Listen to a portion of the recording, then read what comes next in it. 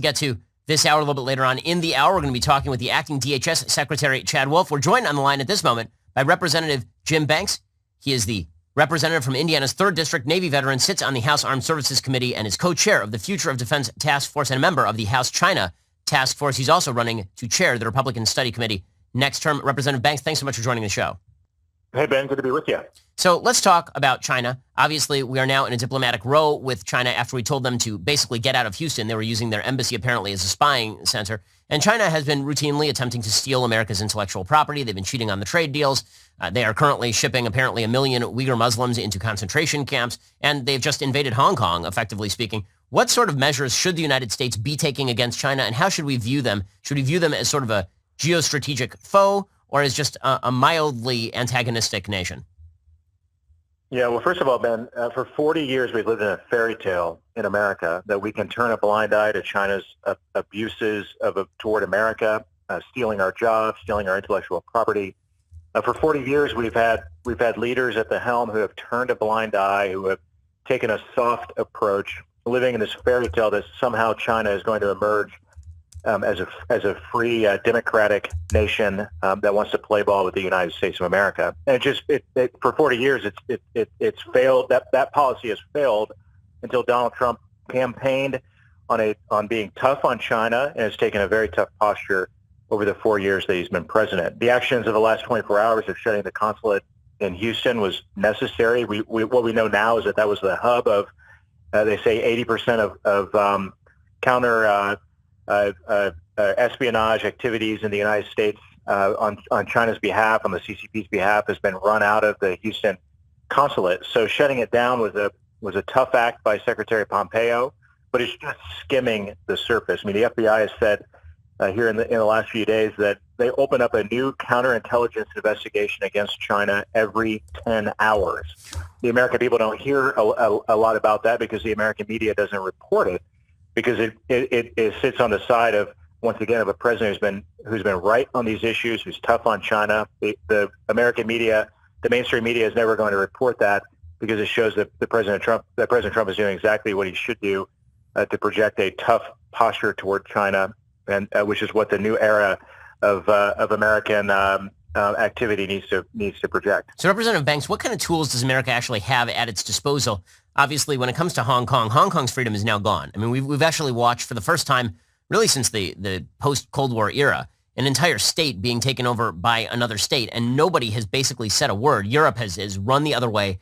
The British government has run the other way. Nobody seems willing to stand up to China. At the same time, nobody wants to get into a shooting war with the world's second most populous country after India. So what exactly should the United States be doing in order to take a counter to the Chinese aggression? Yeah, if you listen to Secretary Pompeo's speech yesterday, which, by the way, I think was the most important and pivotal speech that he's given as well as Secretary of State. It was at the Nixon Library, appropriately, where Secretary Pompeo talked about rallying the free world to challenge communist China. I mean, we are, whether we want to use terms like the new Cold War or not, we are in a new Cold War toward China. So what tools do we have at our disposal? When you talk about Hong Kong, I've heard Secretary Pompeo, National Security Advisor O'Brien, both talk about moving the financial hub that is in Hong Kong away from Hong Kong, maybe recognizing Taiwan, maybe moving that financial hub to North America, to friendlier places. If China is not going to accept and recognize the freedoms of the people of Hong Kong, then we shouldn't reward China by continuing to let them have it both ways. So we have many tools at our disposal, from continued sanctions or acting out like we never had before, and taking actions like we did in shutting down consulates, and making a large ideological statement by doing so. Now, as you know, we've talked before about the China Task Force that I'm a part of. Unfortunately, Democrats refuse to join us in this very important endeavor. But by October 1st, the China Task Force will publish a report that will be that will have a compilation of a number of options that both Congress and the administration can take to develop a whole of government approach toward how we relate to and how we do business with China moving forward. There'll be a trade component, holding China accountable for not holding up their end of the trade deals. There will be a military component, building up our military to counter the Chinese military, and there will be an ideological component to that report. So stay tuned for that. That will have a lot of substance in that report, and I hope that Congress and the president and his administration take those recommendations seriously. I mean, Representative Banks, it really is astonishing to me that Democrats have not jumped on board with this. This really should be a bipartisan issue. I mean, the human rights violations that China's been carrying out are perfectly obvious. Their theft of intellectual property is perfectly obvious. And when I've spoken behind closed doors with Democrats, they sound a lot like Republicans on these issues. Is it just pure dislike of President Trump that is preventing some sort of bipartisan coalition from forming here?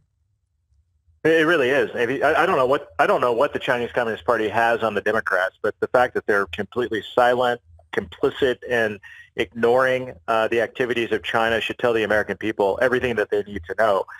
Also, like you, I've had private conversations with rank and file Democrat members who, for years on Capitol Hill, I've worked with on China-related bills. I serve on the Armed Services Committee with a lot of our activities related to that. I mean, prior to this election season that we're in the midst of right now, Democrats were willing to partner and co-sponsor bills. I would co-sponsor their bills, but they're afraid of their leadership at this point because their leadership has threatened them.